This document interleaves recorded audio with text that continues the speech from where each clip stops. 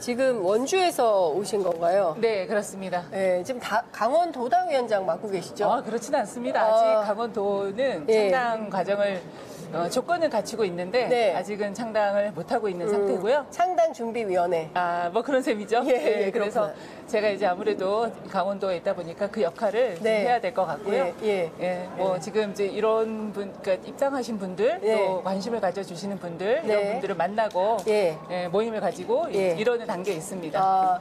저희가 처음 방송 출연하신 분들께는 네. 그 함께 하시는 시청자분들을 위해서 네. 뜨거운 연대 인사, 특히 평화의 인사. 너무 사나워, 무서워 죽겠어요. 그래서 좀 평화의 인사를 올려주시기를 좀 당부드립니다. 네, 안녕하세요. 저는 조국혁신당 공동창당준비위원장으로 잠시 같이 일을 했던 강미숙입니다. 우리가 오랫동안 정치에 대한 꿈을 잊어버리고 살고 있는 게 아닌가 하는 생각을 하게 될 때가 많습니다. 정치라고 하는 것은 결국 사람에 대한 애정에서 시작하는 것이고 그 궁극은 사람에 대한 사랑이라고 생각합니다. 그런데 언제부턴가 정치가 권력을 다투는 어떤 그런 공학적으로만 접근이 되어서 보통의 우리 시민들에게는 때로는 염증을 느끼기도 하고 때로는 또 환멸을 느끼기도 하고 또 그럼에도 불구하고 정치에 대한 희망을 놓지 않을 수가 없어서 오늘 이 시간까지 이렇게 오지 않았나 하는 생각이 듭니다.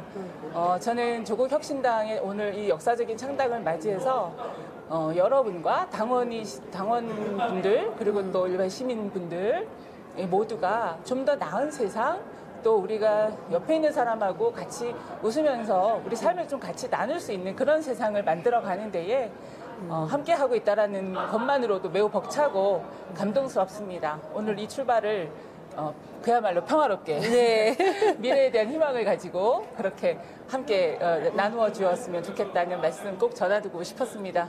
네, 역시 작가님답게 꼼꼼하게 그리고 왜 조국혁신당인가 그리고 뭐 이런 설명들을 해주셨는데요. 사실 이제 정치가 기본적으로 사람에 대한 애정으로 시작을 하는 것이고 사람을 살리는 일이기도 하고 모두가 함께 행복하고 좋은 나라를 만들기 위해서 하는 것인데 그렇죠. 굉장히 사나워지고 이 편 내 편 갈라져서 맞습니다. 싸우고 이 편 아니면 거의 막 무서워요. 맞습니다. 네네. 네, 그래서 저는 조국혁신당이 또 하나의 의제가 인권과 평화, 민주 이런 데 굉장히 이제 관심을 갖고 활동했으면 좋겠다라는 시민 개인의 당부 말씀도 좀 드리고 싶은 마음이 있는데요. 사실 작가시기 때문에 정치에 관심은 있어도 당장 또 정치에 참여하거나 이런 게 또 쉬운 일은 아니지 않습니까? 그렇죠. 왜 조국혁신당에 내가 참여를 했나? 왜 조국인가? 이거는 어떻게 설명하시겠습니까? 사실 저는 건강상의 이유로 조금 일찍 은퇴를 하고 조용하게 살고 있었습니다. 그런데 어느 날 이른바 조국 사태가 벌어졌고요. 그가 잘했는지 못했는지 또는 죄가 있는지 없는지는 두 번째 문제이고 우리 사회가 약속한 것들이 있지 않습니까? 운명을 이루어내는 과정에서 얻어낸 여러 가지 원칙들이 있는데 그중에 하나가 저는 무죄 추정의 원칙이라고 생각합니다. 죄가 있으면 그 죄를 합당하게 살펴서 그 크기만큼 벌을 주면 되지요. 저는 그 과정에서 그야말로 사냥에 버금가는 그런 모리시 기소를 보면서 절망감을 느꼈습니다. 우리가 만들고자 했던 세상이 이것이었던가. 어느 날 하루아침에 검찰이라고 하는 국가 권력에 의해서 한 인간이 유린당하고 있는데 어디에도 국가는 없고 어디에도 정부도 없고 그것을 지켜보는 시민의 한 사람으로서 정말 처참하고 참담했습니다. 그것이 조용하게 살던 제가 살기 위해서 제가 숨을 쉬고 살기 위해서 말을 하게 되었고요. SNS에서 매일마다 쏟아냈던 것 같아요. 그게 제가 그 시기를 물론 조국 전 장관께서는 그 시기가 그야말로 매우 고통스러운 시간이었죠. 네, 저 또한 그걸 지켜보는 사람으로서 마치 나도 그 돌을 든 사람의 일부가 된 것 같고, 이게 인간으로서 있을 수 있는 일인가? 그야말로 그 프리모 레비가 썼던 이것이 인간인가라고 하는 그 질문이 계속 따라다녔습니다. 네. 그래서 글을 쓰게 되었고요. 제가 사회적 글쓰기라고 하는 말을 쓰면서 예, 누구나 정치는 일상이고 네. 우리 일상이 곧 정치다라고 하는 걸 이야기하고 싶었어요. 그렇게 해서 많은 사람들과 공감하게 되었고요. 또 그것이 오늘에 이르게 되었습니다. 저는 검찰개혁 또는 조국 우리 인재위원장님께서 말씀하시는 검찰 독재 조기 종식이라고 네. 하는 이 태제가 아까 말씀하신 대로 무섭고 또 두렵고 네. 또 전투적인 이런 것으로만 받아들여지는 것은 매우 안타깝게 생각합니다. 네. 많은 지지자분들 그리고 이제 이 사안에 대한 또 이러한 그 진보적인 정당의 필요성에 대해서 느끼는 분들은 많이 공감하시겠지만 그 본질이 무엇인지 아시겠지만 사실은 매일마다 뉴스를 접하기도 어렵게 너무나 바쁘게 사시는 네. 분들이 많으시죠. 세상에서 무슨 일이 벌어지는지 일일이 알아차리면서 살기에는 너무나 우리 세상은 맞아요. 다층적이고 아주 복잡합니다. 네. 그런데 이 검찰 개혁이라고 하는 이것이 결국은 우리 인권에 대한 회복, 또 보통의 우리 시민들이 특히 약자들이 살아가는 데에 네. 가장 중요한 역할이 저는 정치라고 생각합니다. 네. 약자들의 약자 보호. 삶은 정치가 아니면 보호받지 못합니다. 저는 이제 그 길에서 우리가 외칠 수 있는 구호가 네. 검찰 개혁이라는 말로 예. 응축되는 거라고 생각합니다. 네. 그 말씀 주신 대로 그 조국 혁신당은 검찰 개혁이 제일 과제이기도 하지만 네. 사실은 뭐 다양한 이슈들에 대해서 복합적으로 한국 사회의 현안, 네. 사회 정책들에 대한 관심을 뭐 피력하고 있다고 네. 들었는데요. 그 강 작가님이 이제 조국 그 혁신당 안에서 어떤 역할을 맡게 되실지 그것도 궁금하거든요. 뭐 그것은 지금 단계에서 제가 말씀드릴 수 있는 건 없는 것 같고요. 네. 저는 이제 그야말로 현실 정치에 발을 들이는 사람으로서가 아니라 네. 시민의 한 사람으로서 그리고 정치와 시민사회 사이에서 하고 싶은 이야기를 내가 하고 싶은 이야기를 떠들었던 사람으로서 네. 어떻게 보면 제가 내뱉은 말들을 네. 스스로 좀 주워 담고 또 책임을 어느 정도는 져야 되지 않을까 하는 네. 마음으로 사실 참여하게 되었고요. 네. 이후에 제게 어떤 역할이 주어지는가는 또 제가 판단할 수 있는 일은 또 아닌 것 같습니다. 네. 지금까지 여기에 오기까지 네. 사실 제가 스스로 선택한 건 없었거든요. 아, 그래요? 왜냐하면 해달라고 한 거예요? 아니요 그게 아니라 네. 시대가 저로 하여금 사회적 글쓰기를 하게 만들었고 예. 또 그것이 오늘까지 이르게 된 것입니다. 그러니까 이후에는 또 어떤 역할이 저에게 주어질 거라고 생각이 들고요. 또 거기에서 어떤 쓰임이 있다면 네. 기꺼이 와닿지 않고 그것이 어떤 일이든 하겠다라고 하는 다짐은 하지만 네. 그렇다고 해서 제가 지금 뭐 정치에 뭘 하겠다거나 그렇진 않습니다.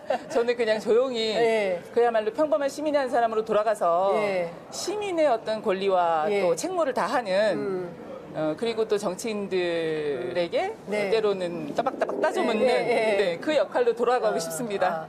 그 사실 윤석열 정부가 이제 1년 8개월, 3년 차이긴 한데 네. 이렇게 오래되지는 않았어요. 그렇죠. 그 뭐 지역에 계시기도 하고 또 여러 뭐 글을 쓰기 위해서 취재도 많이 하셔서 많은 분들을 만나실 텐데 윤석열 정부를 어떻게 규정할 수 있을까요? 사회적으로.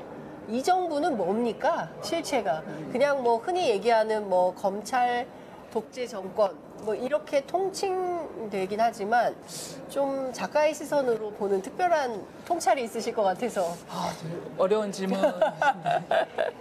제가 이제 주변의 지인들과 함께 이야기할 때야 네. 편안하게 이야기하지만 네. 저는 이 정부는 깡통 정부 같아요.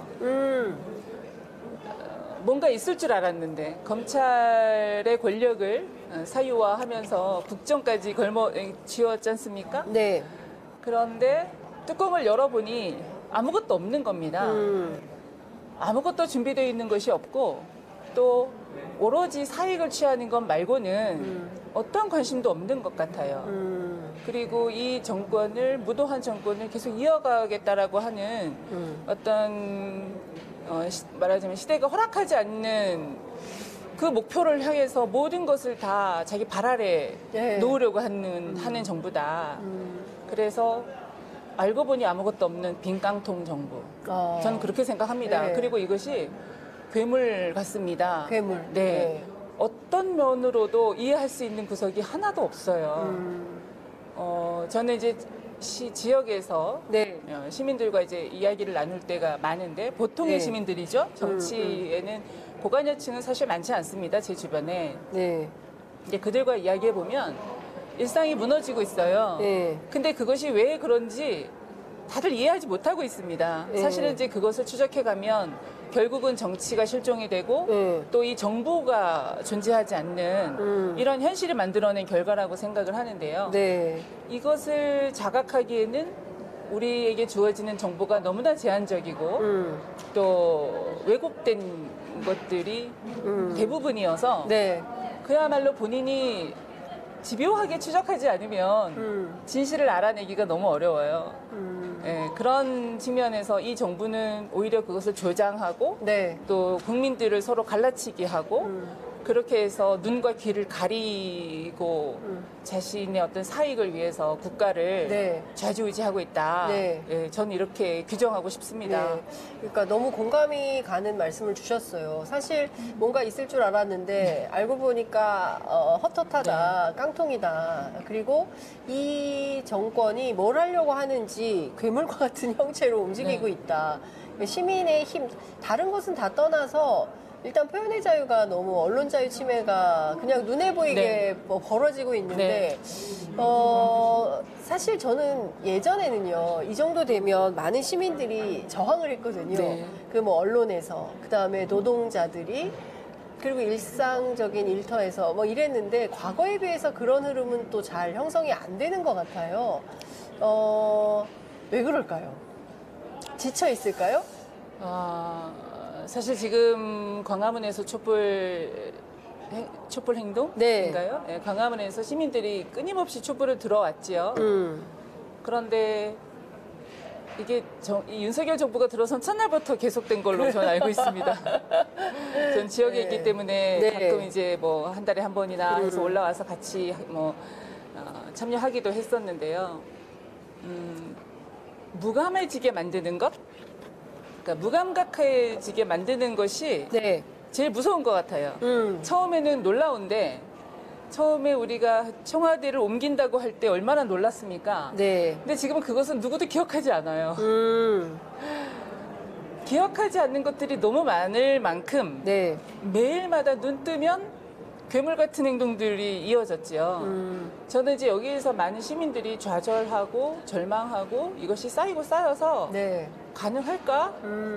이렇게 뭐랄까요 무기력함에 좀 빠져있는 측면이 있다라고 네. 생각이 들고요. 이렇게 잠자고 있는 시민의 어떤 권리 의식이라든가 네. 또는 정치에 어떤 책임을 져야 하는 이런 유권자로서의 책무를 일깨워주는 세력이 필요하다. 네. 저는 그 역할을 조국 혁신당이 할 수 있다, 또 할 것이다 네. 이렇게 말씀드리고 싶습니다. 예.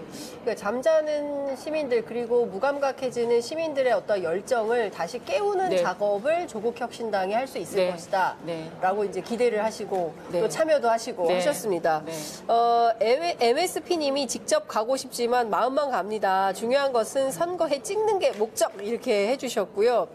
커피님은 민주당이 일당이 되어야 윤 정권 심판할 수가 있지 뭐 이런 비판도 해주고 계십니다. 그런데 사실 많은 시민들이 큰 당, 민주당에 대한 기대가 굉장히 크고요. 그리고 민주당의 역할론도 굉장히 중요하고 그리고 또 함께하는 진보 정당들의 역할론. 그러니까 큰 틀에서 보면 민주 진보 개혁 세력이 큰 틀에서 국민들이 시민의 바다를 이뤄내는 네. 뭐 그런 역할. 네. 그 중에서 조국혁신당이 가장 크고 센 역할을 좀 해보겠다 이런 결심이신 건가요? 그렇죠. 예. 조국 인재위원장님께서 여러 그 채널을 통해서 누누이 반복적으로 말씀하셨듯이 네. 민주당은 진보 진영의 가장 큰 자산이죠. 역사적인 어떤 정통성도 가지고 있고요. 네. 그 민주당의 어떤 본진으로서의 역할, 이것은 누구도 부정할 수 없는 겁니다. 네. 거기에서 다만 우리 당은 규모가 작고 네. 그러니까 강소 정당을 표방하는 것이니만큼 네.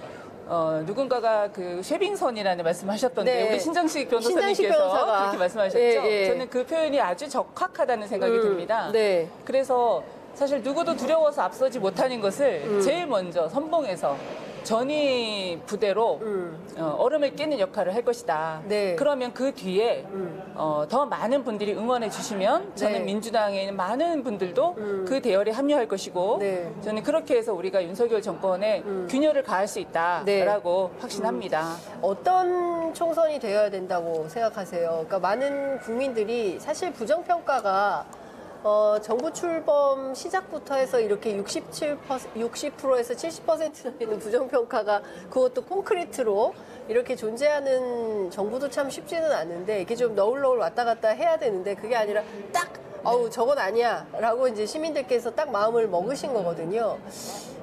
그렇게 오고 있기 때문에 이 시민들은 이미 이제 심판할 결심을 마쳤다라고 평가도 많이 하고 있고요. 그런 측면에서 보자면 조국혁신당이 어떤 방향으로 어떻게 시민의 열기를 모아낼 수 있을까. 사실 최근에 보면 유일하게 현장을 가는 인재영입위원장이기도 합니다. 조국 위원장이. 예. 저는 이제 시민들이 그동안에 뭐 이태원 참사라든가 네. 이런 매우 마음 아픈 사건들이 있지 않았습니까? 우리 최상병의 그 사건도 있었고 또 박정훈 대령의 또 부당한 외압도 있었고요. 근데 이러한 사안들을 껴안을 수 있는 건 오직 정치의 힘밖에 없다고 생각합니다. 네. 그런 측면에서 조국 인재위원장님께서 그 현장을 찾아가시고 또 그들의 이야기를 경청하고 이러는 역할이 당연히 해야 하는 일이고 앞으로도 조국 혁신당이 지향하는 바일다라고 생각합니다.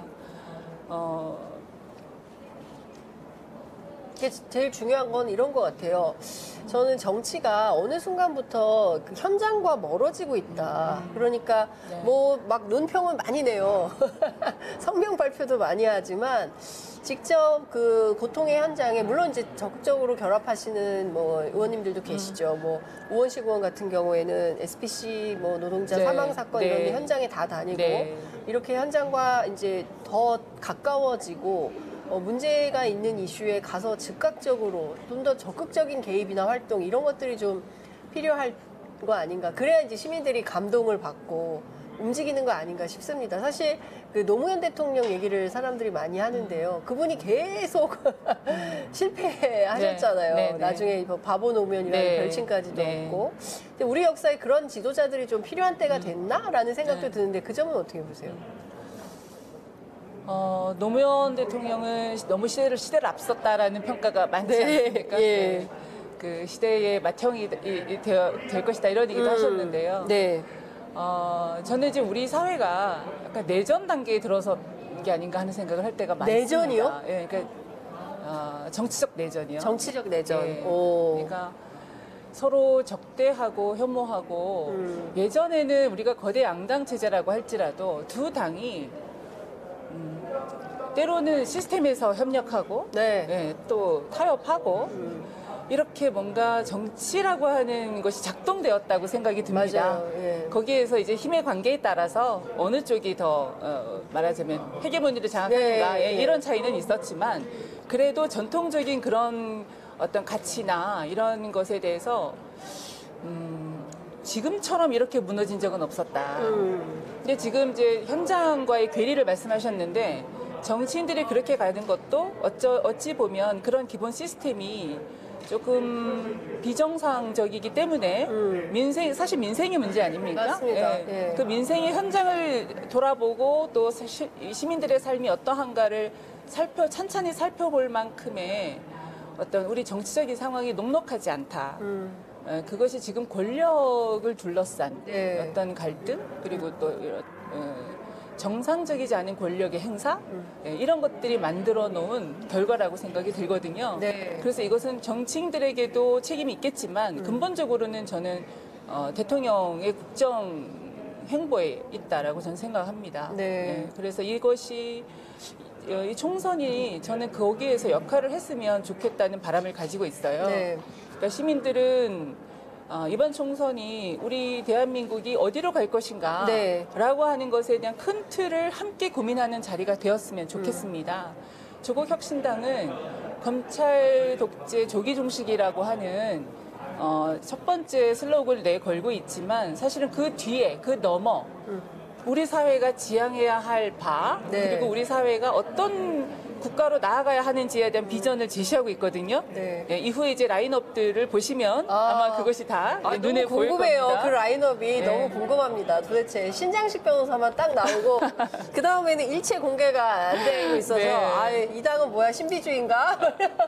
이것도 뭐 전략 전술인가요?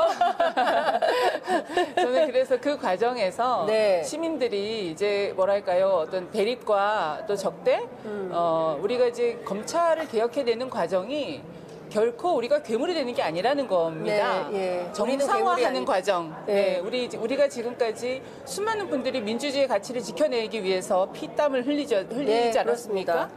그것이 무위로 돌아가지 않도록 우리가 세운 민주적인 질서가 다시 회복될 수 있도록 바로잡아가는 과정이라는 거죠. 저는 이것이 가장 인간적인 길이라고 생각이 들고요. 네. 이후에 누구나 대한민국의 국민이라면 누구나 기본권을 행사할 수 있는 보장받을 수 있는 그런 선진복지국가로 가는 그런 네. 길에 그 고민을 시민들과 함께 나누었으면 좋겠다. 네. 예, 그리고 그것을 우리 조국혁신당이 예. 해나갈 것이다. 이런 아이, 얘기를 꼭 드리고 싶습니다. 여쭤볼 게 너무 많은데 지금 실무진들께서 콜이 있으셔가지고 잠시 저희가 그 행사 하는데 이제 가셨다가 네네. 저희가 좀 이따 다시 모셔서 말씀을 좀 들어야 될 것 제가 같습니다. 드릴 말씀은 다 드린 것 같습니다. 아닙니다. 제가 지금 뭐 오늘- 리허설 때문에 그러신 거죠? 예, 리허설 하시고 나오셔서 못다한 얘기를 다시 듣도록 하겠습니다.